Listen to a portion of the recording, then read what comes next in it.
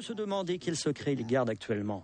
On ne peut jamais faire confiance à une grosse société comme Monsanto pour nous dire la vérité sur un produit ou un problème de pollution. Jamais. On ne peut pas faire confiance à Monsanto, a dit Ken Cook. Et si on prenait l'exemple du Roundup, l'herbicide favori des jardiniers et paysans? C'est quoi au juste? C'est le nom commercial donné par Monsanto au glyphosate, un herbicide dit non sélectif ou total parce qu'il détruit toutes les plantes. Mis sur le marché en 1974, il a connu un succès fulgurant parce que Monsanto a toujours affirmé qu'il était biodégradable et bon pour l'environnement. Voici Roundup, le premier désherbant biodégradable. Il détruit les mauvaises herbes de l'intérieur jusqu'aux racines et ne pollue ni la terre ni l'os de Rex. Roundup, le désherbant qui donne envie de désherber. Roundup biodégradable. Ken Cook a raison. La firme a été condamnée 2 fois pour publicité mensongère. La première, c'était à New York en 1996. Et la deuxième, en France, l'année dernière. Les juges ont considéré que les mentions biodégradables laissent le sol propre et respectent l'environnement étaient des messages publicitaires trompeurs. D'autant plus que selon les études effectuées par le groupe Monsanto lui-même, un niveau de dégradation biologique de 2% seulement peut être obtenu après 28 jours. Voilà pourquoi la mention biodégradable a récemment disparu des bidons. Mais ce n'est pas tout.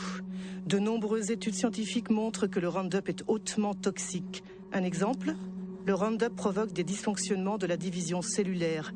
Une étude du professeur Robert Bellet.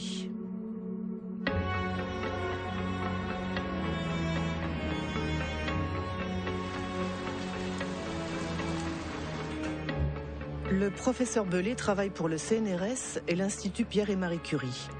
Il a étudié les effets du Roundup sur des ovules fécondés d'oursins. La très grosse surprise a été que le Roundup a un effet sur la division des cellules. Et très vite, on s'est aperçu que ce qui était touché par le Roundup était un point clé de la division. C'est-à-dire pas les mécanismes de la division elle-même, mais les mécanismes qui contrôlent la division des cellules. Il faut comprendre comment naît un cancer. Les cellules, au départ, ne sont pas cancéreuses, et à partir d'un certain moment, il y a des modifications en elles, et la modification principale, c'est ce qu'on appelle devenir instable du point de vue génétique. Et c'est ce premier dérèglement qu'on a observé avec le Roundup. Et c'est pour ça que l'on dit que pour nous, le Roundup induit les premières étapes qui conduisent au cancer. Et nous faisons attention de ne pas dire induisent des cancers, puisque les cancers, on les verra dans 30 ou 40 ans. On s'est tout de suite, nous, rendu compte de l'importance que ça pouvait avoir au niveau des utilisateurs, puisque les doses correspondaient à des doses quand même très en dessous des doses qu'utilisent les gens. Et on s'est dit, mince, il faut vraiment qu'on alerte le mieux possible et le plus vite possible l'opinion publique, d'une certaine façon.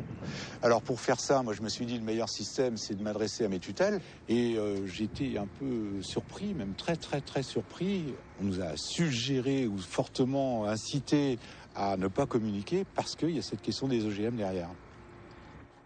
Cette histoire est incroyable. On a caché la toxicité du Roundup pour protéger le développement des OGM.